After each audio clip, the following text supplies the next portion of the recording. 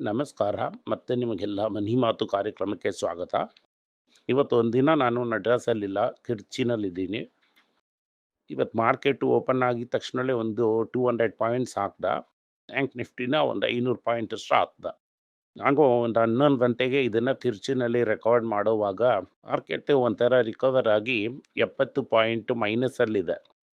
ಆದರೆ ತಿರ್ಗಾ ಹಾಕ್ತಾನೆ, ಚಿಂತನೆ ಮಾಡಬೇಡಿ. ಸೊ ಮಾರ್ಕೆಟ್ ಏರಿ ಇಳಿಯೋವಾಗ ನಮಗೆ ಪ್ಲೆಂಟಿ ಆಫ್ ಚಾನ್ಸಸ್ನ ಕೊಡ್ತಾನೆ ಇರುತ್ತೆ. ಒಂದು ಕಾಫಿ ರೇಂಜಲ್ಲಿ ತಗೋತಾನೆ ಇರೋಣ. ಇವತ್ತೇನು ರೀಸನ್ ಅಂತ ನೋಡಿದ್ರಿ ಅಂದರೆ, ಎನ್ವಿಡಿಯಾ ರೆಕಾರ್ಡ್ ಟರ್ನ್ ಓವರ್ ಮಾಡಿದ್ರು ಕೂಡ ಮುಂದಿನ ಸಲ ಚಿಪ್ಸು ಸೇಲ್ಸು ಎಕ್ಸ್ಪೆಕ್ಟೆಡ್ ಲೆವೆಲಲ್ಲಿ ಇರೋದಿಲ್ಲ. ಚೈನಾಗೆ ಪರ್ಮಿಷನ್ ಸಿಕ್ದಂಗೆ ಈ ಚಿಪ್ಸ್ ಕೋರ್ಟಲ್ಲೇ ಇದೆ, ಚೈನಾಗೆ ಹೋಗಿಲ್ಲ. ಟ್ರಂಪ್ ಇದೆಲ್ಲ ಇದನ್ನೆಲ್ಲ ಕೊಡ್ತಾರಾ ಇಲ್ವಾ ಅನ್ನುವಂಥ ಸಂದೇಹದಲ್ಲೇ ಇದು ನಿಂತಿದೆ. ಇದಕ್ಕೆ ಮೇಲೆ ಯಾವಾಗ ಅದು ಹೋಗಿ ಸೇರುತ್ತೆ ಅನ್ನೋದನ್ನ ನೋಡೋಣ. ಅದರಿಂದ Q3 Q4 ರಿಸಲ್ಟ್ಸ್ ಕಡಿಮೆ ಆಗಿರುತ್ತೆ ಅಂತ NEDS ಸ್ಲಾಟಾಗಿ ಇಟ್ಟರು ಕೂಡ ಇವತ್ತು ಮಾರ್ಕೆಟ್ನ ಹೊಡೆದಿದ್ದಾರೆ. ಇವತ್ತು ನ್ಯಾಚುರಲ್ ಫ್ಯೂಚರ್ಸ್ಗೆ ಹಾಗೆ ಟಾಪ್ ಫ್ಯೂಚರ್ಸ್ಗೆ ಇದೇ ಸಮಯದಲ್ಲಿ ಈ ಕುಕ್ ಮಾಮಿಗೂ ಹಾಗೆ ಈ ಟ್ರಂಪ್ಗೂ ಇರುವಂಥ ಕುಸ್ತಿ ಸೆಂಟ್ರಲ್ ಸ್ಟೇಜಲ್ಲಿ ಇವೆ. ಸ್ಕಾಟ್ ಬೆಸೆಂಟ್ ಒಂದು ಇಂಟರ್ವ್ಯೂ ಕೊಟ್ಟಿದ್ದಾರೆ. ಈ ಇಂಟರ್ವ್ಯೂನಲ್ಲಿ ಸ್ಕಾಟ್ ಬೆಸೆಂಟ್ ಏನು ಹೇಳಿದ್ದಾರೆ ಅಂದರೆ, ಇಂಡಿಯಾನು ಅಮೇರಿಕಾನು ತುಂಬ ದಿನದ ಸ್ನೇಹಿತರು. ಈ ಮೋದಿನೂ ಟ್ರಂಪು ಸ್ನೇಹಿತರು. ಇಂಡಿಯಾ ಒಂದೇ ತಿಂಗಳಲ್ಲಿ ನೆಗೋಸಿಯೇಷನ್ಗೆ ಓಡೋಡಿ ಬಂದರು. ಆದರೆ ನಾವು ಕೇಳಿದ್ದನ್ನು ಕೊಡಲಿಲ್ಲ. ಅವರೇನೆ ಫಸ್ಟ್ ಜಾಗವನ್ನು ಹಿಡಿದು ಪ್ರೈಸ್ ತಗೊಂಡು ಹೋಗ್ಬಿಡ್ತಾರೆ ಅಂತ ನಾವು ಅಂದ್ಕೊಂಡ್ವಿ. ಆದರೆ ಅವರು ನೆಗೋಷಿಯೇಟ್ ಮಾಡ್ತಾನೆ ಇದ್ದರು. ಹಾಗೆ ಇವರು ಕೂಡ ನೆಗೋಷಿಯೇಟ್ ಮಾಡ್ತಾನೆ ಇದ್ದಾರೆ. ಅದಷ್ಟೇ ಅಲ್ಲದೆ ರಷ್ಯನ್ ಆಯಿಲ್ನ ಕೂಡ ತಗೋತಾ ಇದ್ದಾರೆ. ಇದೆಲ್ಲ ಸೇರಿ ಟ್ರಂಪ್ಗೆ ಈ ಉರಿ ಬಂದಿದ್ರಿಂದ ಈ 50% ಟ್ಯಾರಿಫ್ನ ಅವರು ಹಾಕಿದ್ದಾರೆ. ಇನ್ನೂ ನೆಗೋಸಿಯೇಷನ್ಸ್ ನಡೆಯುತ್ತೆ, ಯಾವತ್ತಾದರೂ ಒಂದಿನ ಸರಿ ಹೋಗುತ್ತೆ ಅಂತ ಹೇಳಿದ್ದಾರೆ.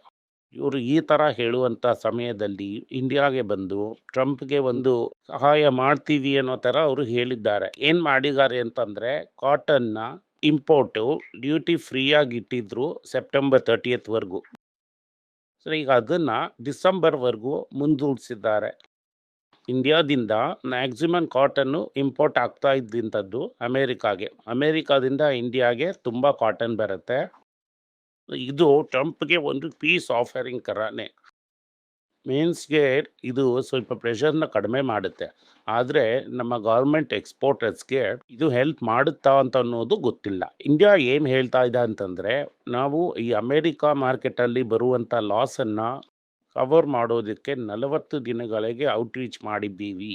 ಆ 40 ದಿನಗಳಲ್ಲಿ ಬಿಸ್ನೆಸ್ ಹಿಡಿತೀವಿ ಅಂತ ಹೇಳಿದ್ದಾರೆ. ಇದು ಎಲ್ಲ ಮಾತಾಡೋಕ್ಕೆ ಈ ಭಾಷಣ ಮಾಡೋದಕ್ಕೆ ಚೆನ್ನಾಗಿದ್ರೂ ಕೂಡ ಈಗ ನವೆಂಬರ್ ಡಿಸೆಂಬರಲ್ಲಿ ಕ್ರಿಸ್ಮಸ್ ಸೀಸನ್ ಮುಗಿದ ಮೇಲೆ ಈ ಕ್ರಿಸ್ಮಸ್ ಸೀಸನ್ನಲ್ಲೇ ಮ್ಯಾಕ್ಸಿಮಮ್ ಆರ್ಡರ್ಸ್ ಬರುತ್ತೆ. ಸೊ ಇದು ಕರೆಕ್ಟಾಗಿ ಈ ಕ್ರಿಸ್ಮಸ್ ಸೀಸನ್ನಲ್ಲಿ ಗುಂಡು ಹಾಕಿದ್ರಿಂದ ಈ ಆರ್ಡರ್ಸ್ ಎಲ್ಲ ವಿಯೆಟ್ನಾಮ್ಗೂ ಬಾಂಗ್ಲಾದೇಶ್ಗೂ ಹೋಗ್ಬಿಡತ್ತೆ. ಸೊ ಈಗ 40 ಊರುಗಳಿಗೆ ಹೋಗಿ ಅಲ್ಲಿ ಕೋಟ್ ಕೊಟ್ಟು ಆರ್ಡರ್ನ ತೆಗೆಯೋದ್ರೊಳಗೆ 1 ವರ್ಷ ಆಗ್ಬಿಡುತ್ತೆ. ಅದರಿಂದ ಈ ಸಲ ಕ್ರಿಸ್ಮಸ್ ಸೀಸನ್ನು ಪ್ರಾಬ್ಲಮಲ್ಲೇ ಇರುತ್ತೆ ಅನ್ನೋದ್ರಲ್ಲಿ ಬೇರೆ 2 ಮಾತೇ ಇಲ್ಲ. ಅದರಿಂದ ಈ ಸಲ ಹೇಗೆ ನೀವು ಈ ಸ್ಮಾಲ್ ಆ್ಯಂಡ್ ಮೀಡಿಯಮ್ ಎಂಟರ್ಪ್ರೈಸಸ್ನ ಎಂಟ್ರಿ ಮಾಡ್ತೀರಾ, ಬ್ಯಾಂಕ್ ಮೂಲಕ ಅವರಿಗೆ ಏನು ರಿಲೀಫ್ ಕೊಡ್ತೀರಾ ಅನ್ನೋದೇನೇ ಮುಖ್ಯ.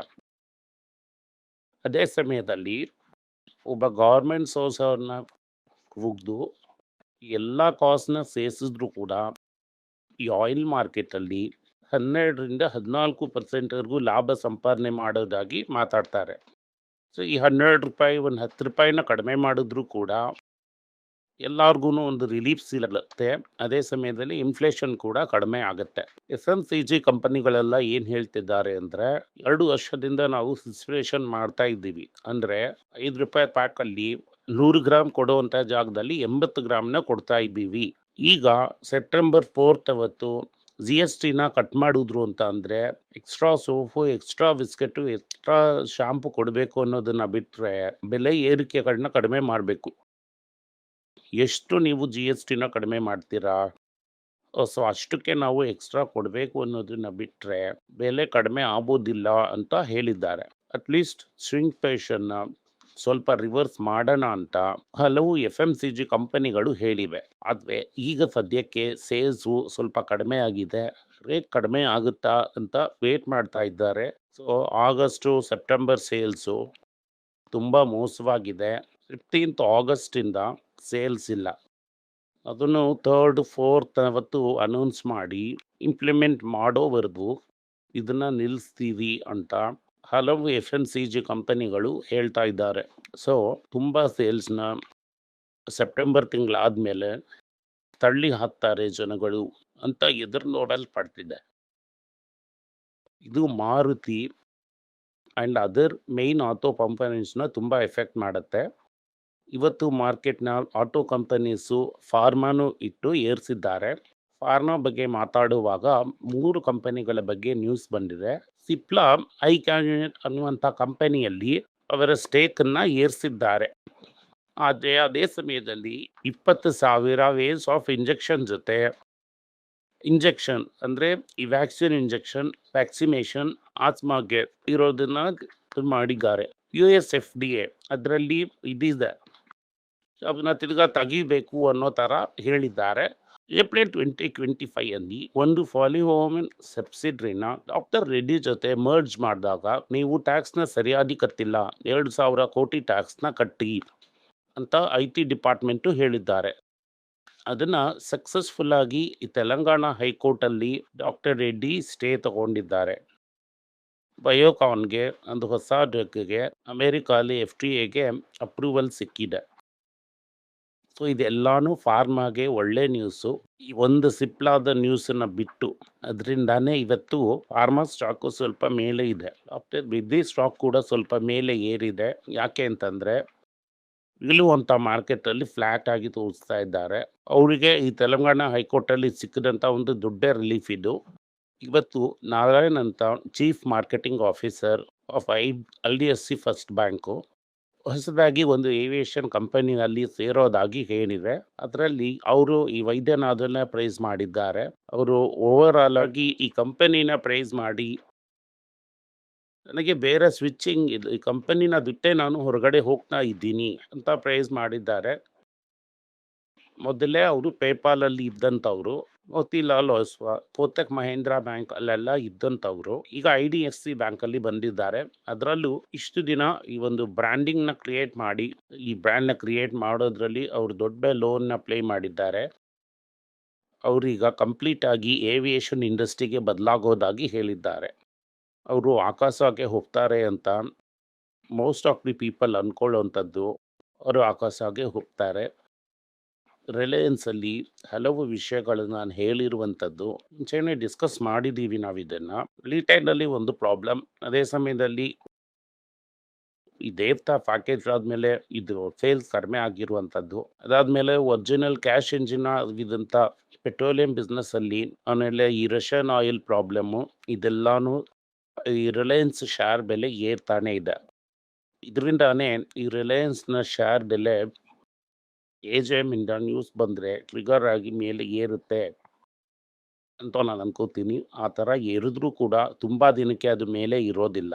ಯಾಕೆ ಅಂತಂದರೆ ಫಂಡಮೆಂಟಲ್ಸ್ ಬದಲಾಗ್ದಂಗೆ ಬೇರೇನು ಬದಲಾಗಲ್ಲ. ರಿಲಯನ್ಸ್ನ ಫಂಡಮೆಂಟಲ್ಸೇ ಪ್ರಾಬ್ಲಮ್ಮಲ್ಲಿ ಇದೆ.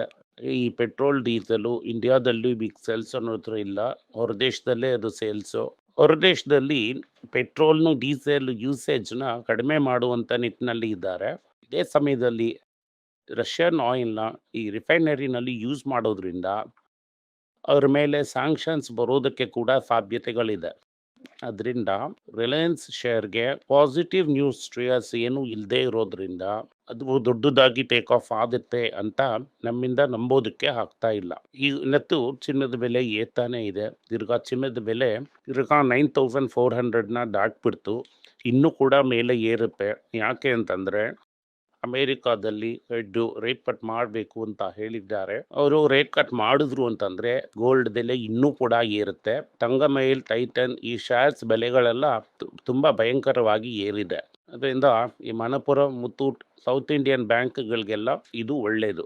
ಇವತ್ತು south Indian bank, federal bank ಇದನ್ನೆಲ್ಲ ಕನ್ಸಿಡರ್ ಮಾಡಿರ್ತೀರಾ ಅಂತ ನಾನು ನಂಬ್ತೀನಿ. ಇವತ್ತು ಹಲವು ಲಿಸ್ಟ್ ಸ್ಟಾಕ್ಗಳ ಬಗ್ಗೆ ಮಾತಾಡಿದ್ವಿ, ತಂಗಮೈಲ್ ಬಗ್ಗೆ ಮಾತಾಡಿದ್ವಿ, ಬೇರೆ ಸ್ಟಾಕ್ಸ್ಗಳ ಬಗ್ಗೆ ಮಾತಾಡಿದ್ವಿ. ಓವರಾಲ್ ಆಗಿ ನೋಡಿದ್ರಿ ಅಂತಂದ್ರೆ ನಮ್ಮಲ್ಲಿಷ್ಟು ಮಾರ್ಕೆಟ್ಗಿಂತ ಬೆಟರ್ ಆಗಿ ಪರ್ಫಾರ್ಮ್ ಮಾಡ್ತಾ ಇದೆ. ಟ್ರೇಡರ್ಸ್ ಕ್ಲೈಂಟ್ಸ್ ಎಲ್ಲ ಹ್ಯಾಪಿಯಾಗಿರ್ತಾರೆ. ಇದು ಮಾತ್ರ ಅಲ್ಲದೆ ಟ್ರೇಡರು ಪ್ರೈವೇಟ್ ಆಗಿ ಒಂದು 3-4 ಸ್ಟಾಕ್ಸ್ನ ಹೇಳಿ ಅದು ಕೂಡ ಚೆನ್ನಾಗಿ ಪರ್ಫಾರ್ಮ್ ಮಾಡ್ತಾ ಇದೆ. ಓವರಾಲ್ ಆಗಿ ನಮ್ಮ ಪಟಾಕಿ ಲಿಸ್ಟು ಮಾರ್ಕೆಟ್ಗಿಂತ ಬೆಟರ್ ಆಗಿ ಪರ್ಫಾರ್ಮ್ ಮಾಡ್ತಾ ಇದೆ. ತುಂಬ ಜನ ಕರ್ನಾಟಕ ಬ್ಯಾಂಕ್ ಬಗ್ಗೆ ಭಯ ಪಡಿಸ್ತಾ ಇದ್ದಾರೆ.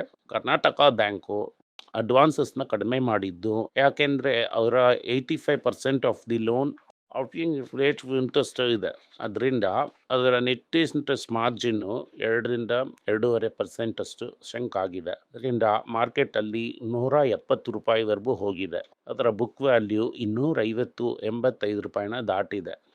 ಅದರಿಂದ ತಿರ್ಗಾ ಬುಕ್ ವ್ಯಾಲ್ಯೂನ ಡೆಫಿನೆಟ್ ಆಗಿ ಕ್ಯಾಚ್ ಅಪ್ ಮಾಡ್ತಾರೆ. ಅಷ್ಟೊಂದು NPS ಏನೂ ಇಲ್ಲ. ಅದರಿಂದ ಧೈರ್ಯವಾಗಿ ನೀವು ಕರ್ನಾಟಕ ಬ್ಯಾಂಕ್ನ ಕನ್ಸಿಡರ್ ಮಾಡ್ಬೋದು. ಇನ್ನೂ ಕೂಡ ನಿಮಗೆ ಸಂದೇಹ ಅನ್ನೋದಿದ್ರೆ ಟ್ರೇಡರ್ನ ಕಾಂಟ್ಯಾಕ್ಟ್ ಮಾಡಿ. ಇನ್ನು ಹಲವು ಪಟಾಕಿ ಲಿಸ್ಟ್ನ ಅವರು ಡಿಸ್ಕಸ್ ಮಾಡ್ತಾರೆ.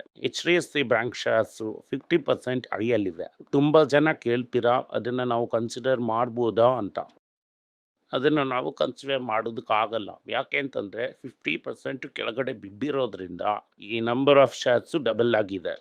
ಅದರಿಂದ EPS ವರ್ಗ ಆಗಿ ವ್ಯಾಲ್ಯೂಯೇಷನ್ ಹಾಗೇ ಇದೆ. ಇದು ನಿಯರ್ಲಿ 2.9 ಟೈಮ್ಸು ಬುಕ್ ಇದೆ. ಫಾರ್ ಕಂಪ್ಯಾರಿಸನ್ JP ಮಾರ್ಗನಲ್ಲಿ world's largest banks best performing banks 2.6 ಇದೆ. 2 ಟೈಮ್ಸ್ ಕೆಳಗಡೆ ಹೋದರೆ HDFC ಬ್ಯಾಂಕ್ನ ನಾವು ಕನ್ಸಿಡರ್ ಮಾಡ್ಬೋದು. HDFC ಬ್ಯಾಂಕಲ್ಲಿ ನಾನು ಮುಂಚೆನೇ ಹೇಳಿದ ಥರ ತುಂಬ ನೆಗೆಟಿವ್ ನ್ಯೂಸಸ್ಸು ಇದೆ. ಒಂದು, ಆ NRI ದುಡ್ಡನ್ನ ತಿರ್ಗಾ ಪಟ್ಟು PhD ಲಾಸಸ್ನೆಲ್ಲ ನಿಮ್ಮ ಗ್ರೂಪಲ್ಲಿ ತಗೊಳ್ಳಿ ಅಂತ ಒಂದು ಪ್ರೆಷರು ತುಂಬ ಭಯಂಕರವಾಗೇ ಇದೆ. ಆಲ್ಮೋಸ್ಟ್ ರೆಗ್ಯುಲೇಟರ್ಸು ಇನ್ವಾಲ್ವ್ಡ್ ಆಗಿದ್ದಾರೆ. ಅದರೇನಲ್ಲಿ UVI ರಿಲೇಟರ್ಸು ಅಂತ ಹೇಳಿದ್ದಾರೆ. ಅದೇ ಸಮಯದಲ್ಲಿ ಶಶಿಧರ್ ಮೇಲೆ ಇರುವಂಥ ಕೇಸು ಇನ್ನೂ ಮುಗಿದಿಲ್ಲ. ಆ್ಯಂಡ್ ಇದೇ ಸಮಯದಲ್ಲಿ ಅವರ ಎಂಪ್ಲಾಯ್ಮೆಂಟ್ ಎಂಗೇಜ್ಮೆಂಟ್ ಕಲ್ಚರ್ ಕೂಡ ಸುಧಾರಿಸ್ಬೇಕು. ಈ 3 ಕನ್ಫ್ಯೂಷನ್ಸ್ನ ನೋಡೋವಾಗ ಆ್ಯಂಡ್ ಅದೇ ಈಗ ICICIನಲ್ಲಿ ಸಂದೀಪು ಚೆನ್ನಾಗಿ ಮಾಡ್ತಾ ಇರೋದ್ರಿಂದ ಇದು ಮಾರ್ಕೆಟಲ್ಲಿ ಪ್ರೆಷರಲ್ಲಿದೆ. ಕ್ರೆಡಿಟ್ ಕಾರ್ಡ್ ಈಲ್ಡ್ನ ಅವರು ICICIಗೆ ಸರೆಂಡರ್ ಆಗಿದ್ದಾರೆ. ಮ್ಯೂಚುವಲ್ ಫಂಡ್ಸಲ್ಲೂ ಪ್ರಶಾಂತ್ ಜೈನ್ ಬಿಟ್ಟು ಹೋಗ್ಬಿಟ್ಟಿದ್ದಾರೆ. ಇದರ ಸ್ಟಾರ್ ಮ್ಯೂಚುವಲ್ ಫಂಡು ಮ್ಯಾನೇಜರ್ ಆದರೆ ICICIನಲ್ಲಿ ತುಂಬಾ ಕಂಟಿನ್ಯೂ ಮಾಡ್ತಾ ಇದ್ದಾರೆ. ಇದನ್ನೆಲ್ಲ ನೋಡುವಾಗ ಓವರಾಲ್ ಆಗಿ ಪ್ರೆಷರಲ್ಲೇ ಇರುತ್ತೆ HDFC ಬ್ಯಾಂಕು. ಇಲ್ಲಿಂದ ಇನ್ನೂ ಕೆಳಗಡೆ ಬೀರುತ್ತೆ ಅಂತ ನಾನು ಎದುರು ನೋಡ್ತೀನಿ. ಆ ರೀತಿ ಆದರೆ ನೀವು ಕನ್ಸಿಡರ್ ಮಾಡಿ. ಟಾಪ್ 2-3 ಪಬ್ಲಿಕ್ ಸೆಕ್ಟರ್ ಬ್ಯಾಂಕ್ಸ್ನ ಇವತ್ತು AC ಸ್ಟಾಕ್ನ ಮ್ಯಾನೇಜ್ ಮಾಡ್ತಾ ಇದ್ದಾರೆ. ಇದು ತುಂಬ ದಿನಕ್ಕೆ ತಡೆಯೋದಿಲ್ಲ. ರಿಪೋರ್ಟರ್ಸ್ ಸ್ಪಾಟ್ ಬೆಸೆಂಟ್ ಬಗ್ಗೆ ಕೇಳಿದಾಗ ಸ್ಪಾಟ್ ಬೆಸೆಂಟಲ್ಲಿ ಇಂಡಿಯಾ ರಿಸರ್ವ್ ಕರೆನ್ಸಿ ಆಗುತ್ತೆ ರುಪಿ ಆಲ್ ಟೈಮ್ ಲೋನ ದಾಟಿ ಹೋಗ್ತಾ ಇದೆ, ಅದ್ರ ಬಗ್ಗೆ ಕೇಳಬೇಡಿ ಅಂತ ನಗ್ತಾನೆ ಹೇಳಿದ್ದಾರೆ. ನಮ್ಮ ಜನಗಳು ಅದನ್ನು ಪದೇ ಪದೇ ಕೇಳ್ತಾ ಇದ್ದಾರೆ. ಈಗ ರೂಪಾಯಿನ ಇಲ್ಲಿಂದ UAEಗೆ ತಗೊಂಡು ಹೋದರೂ ಕೂಡ ಇನ್ನೇನು ಏರಿಯಾಸ್ ಅವರೇ ತಗೋಬೇಕು ಅನ್ನೋದನ್ನ ಬಿಟ್ಟರೆ ಹೊರ ದೇಶದವನು ತಗೊಳ್ಳೋದೇ ಇಲ್ಲ. ಸಿಂಗಾಪುರಲ್ಲೂ ಇಂಡಿಯನ್ ಲೆವೆಲಲ್ಲೇ ತಗೋತಾರೆ ಅನ್ನೋದನ್ನು ಬಿಟ್ಟರೆ ಬೇರೆ ಜಾಗದಲ್ಲೆಲ್ಲ ಇದನ್ನು ಆಕ್ಸೆಪ್ಟೇ ಮಾಡೋದಿಲ್ಲ. ನಾನು ನಂಬಿ ನಮ್ಮ ಕರೆನ್ಸಿಯನ್ನು ಕೂಡ ತುಂಬ ಸ್ಟ್ರಾಂಗ್ ಅಂತ ಹೋಗಿ ಸ್ಕಾಟ್ ಬೆಸೆಂಟ್ನ ಕೇಳಿದ್ದು ಒಂದು ರೀತಿ ಜೋಕರ್ ಥರ ಇತ್ತು. ಧನ್ಯವಾದಗಳು. ಈ ವಿಡಿಯೋ ನಿಮಗೆ ಇಷ್ಟ ಆಗಿದ್ದರೆ ವಿಡಿಯೋನ ಲೈಕ್ ಮಾಡಿ, ನಮ್ಮ ಚಾನಲ್ನ ಸಬ್ಸ್ಕ್ರೈಬ್ ಮಾಡಿ, ಬೆಲ್ ನೋಟಿಫಿಕೇಷನ್ ತಟ್ಟಿ. ಈ ವಿಡಿಯೋನ ಸಾಧ್ಯ ಆದರೆ ನಿಮ್ಮ ಫ್ಯಾಮಿಲಿ ಫ್ರೆಂಡ್ಸ್ಗೂ ಶೇರ್ ಮಾಡಿ, ಅವ್ರಿಗೂ ನೋಡೋದಕ್ಕೆ ಹೇಳಿ.